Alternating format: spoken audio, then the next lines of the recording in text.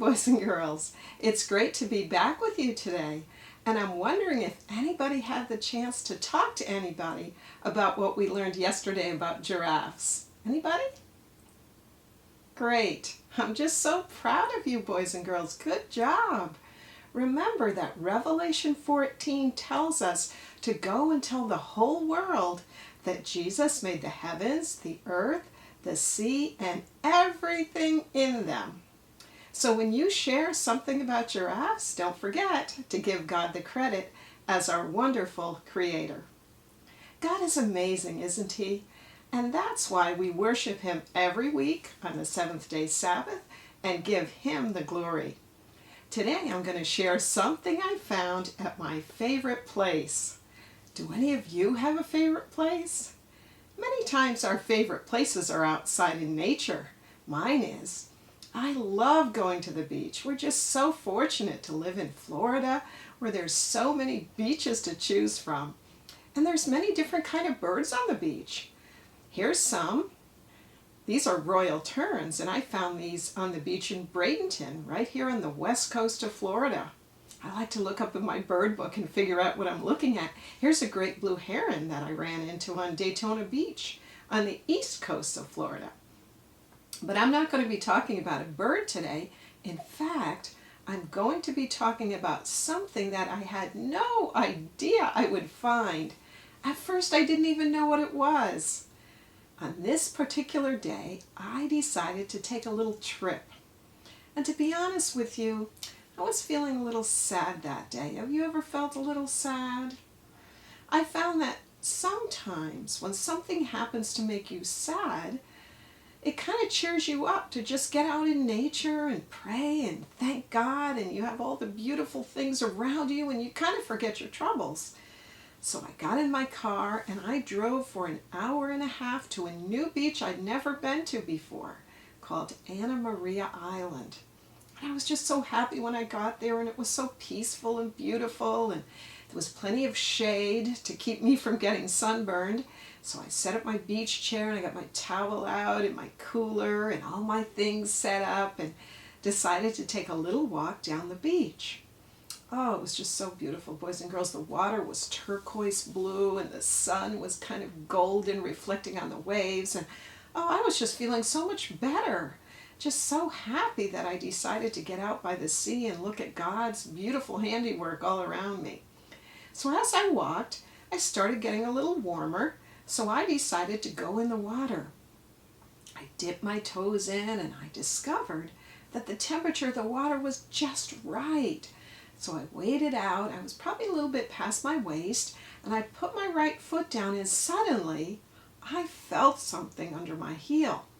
And I tried looking down, but you know, when you're in the ocean, you really can't tell what's on the bottom. But it felt different. It didn't feel like something I'd ever felt under my foot before. Definitely wasn't a rock, and it didn't quite feel like a shell. Now, I'm a really curious person, and I kind of just wanted to bend down and reach out and grab it, whatever it was.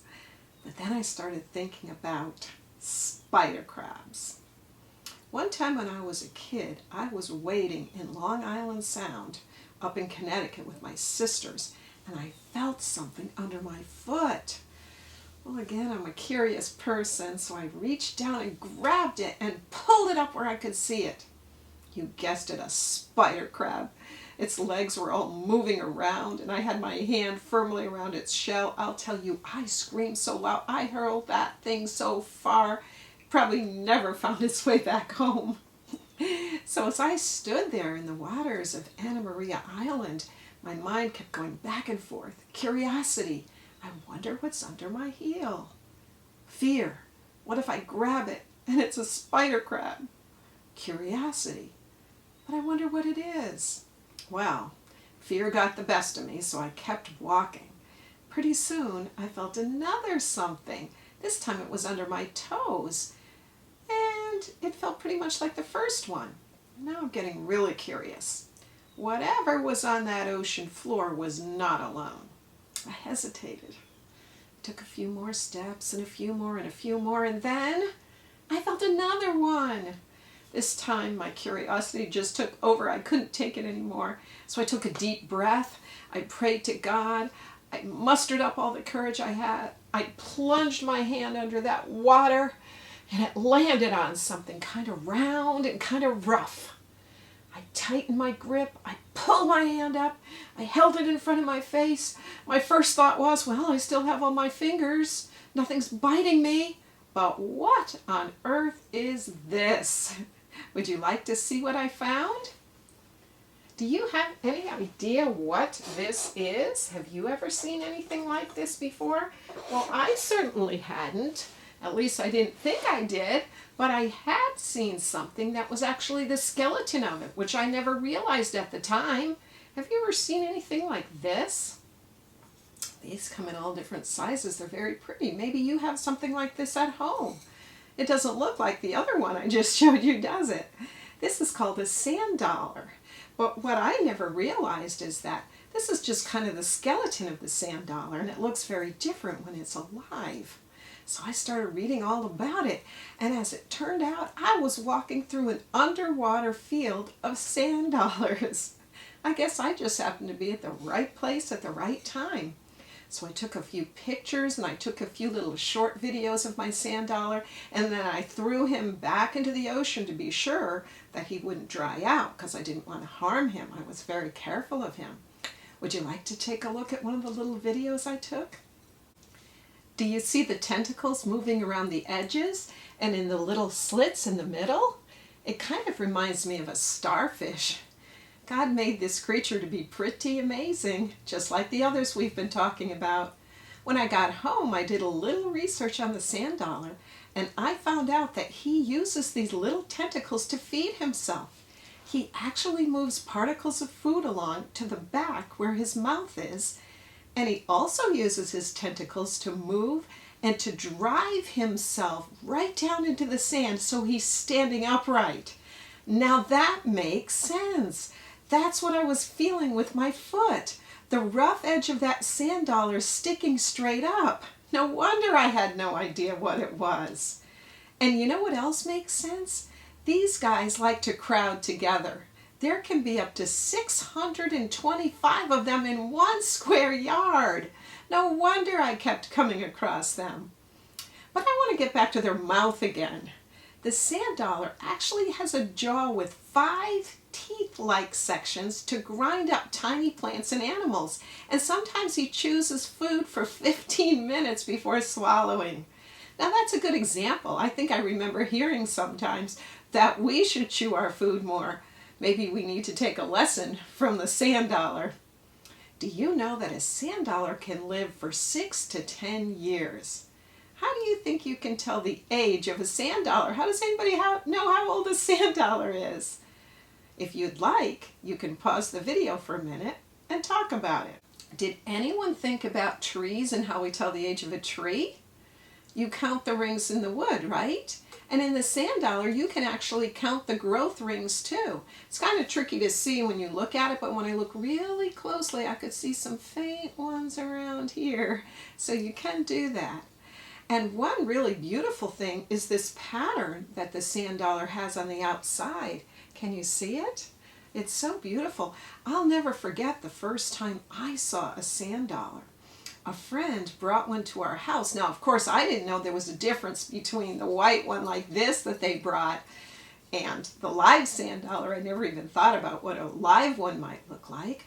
But a family member of ours said, "Oh, look, our friend brought us this beautiful sand dollar. Let's everybody look at this." And they told us that it represents something. Do you see these 5 slits? Well, they represent when Jesus was pierced on the cross. Remember, in 5 places, his hands and his feet and his head. And this pretty little pattern that I was telling you about can represent an Easter lily, or can represent Jesus being raised from the dead. And remember I told you if you shake it, you can hear something. Inside, there's 5 little pieces that look like doves that represent that Jesus brought peace and goodwill to all of us. So what a special treasure. And when I was told that, I thought, oh, I want to see the little doves, but I don't want to ruin my beautiful sand dollar. What should I do? And I was so happy that our friend brought two of them, and they had actually broken the other one up so that we could see the little doves inside, and they really are. And since then I've had a few that have broken, and I've found the little doves inside. Oh wow! So this is another beautiful and amazing creature that God has put on our planet that reminds us of Him and all He's done for us. What does the second part of the first angel's message tell us, boys and girls? Worship Him who made the heaven, the earth, the seas, and the springs of water. And what does the fourth commandment tell us? Remember the Sabbath day, because God made the heavens, the earth, the seas, and all that in them is. The next time you think about all that's in the sea, remember our beautiful sand dollar and how it reminds us of Jesus' sacrifice for us and how He was raised from the dead and how He brings peace and goodwill to all of us. Are you ready to draw with me now? Would you like to draw a sand dollar? Okay, repeat after me. I will not compare my work. I will not compare my work. I will have fun. I will have fun. I will not get frustrated. I will not get frustrated because I can always practice again later. I can always practice again later. All right, we're making the shape now. Now notice it's going to be circular, but I'm not going to make a perfect circle. I'm kind of doing a little in and out around the edge, and I'm stopping. I'm going to make a starfish now. So I didn't quite come together. And you're just working it around kind of like a starfish. It doesn't have to be perfect because later we'll fix it up a little bit. So see how I kind of put it on the side there. And I'm going to try to make another starfish. And this one is going to be shown from the back. Okay, now you can fix it up. Remember the little pattern on the inside? I'm just making little dots and around, making the little pattern now. Just some little dots. Kind of looks like a little flower. Now we have to make the 5 slits next after we make this little pattern. And they can be anywhere. And don't worry, it's going to look a lot better a little later. So I put the 5 slits in now. I got to fit one more in somewhere. I'll just stick it here. It's okay. They don't have to be perfect. Now the shading will make it look good, and you're going to notice what I do here with the shading. When I'm coming down one side of the sand dollar, I'm making the shading to the right side. When I go up the other side of the sand dollar, I'm making the shading to the left side. That's what's going to start to give you a 3D look, because when the light hits, remember, on one side it's hitting, it's going to look a little different on the other side. And then we're going to get some shading on the outside of the sand dollar now, because again, we're trying, when you're drawing, you're wanting to give some kind of a 3D look. And the shading is what's going to do that for you. So just putting in a little shading wherever you see the sand dollar kind of going in and out a little bit. We're darkening it up around the sides, and you'll be surprised at the end. I see a little part I'm going to need to fix at the top where I think it kind of doesn't hit the, right in here. I'm going to move it over. I'm going to move my line over a little later there. But now I'm going to do some shading on my starfish.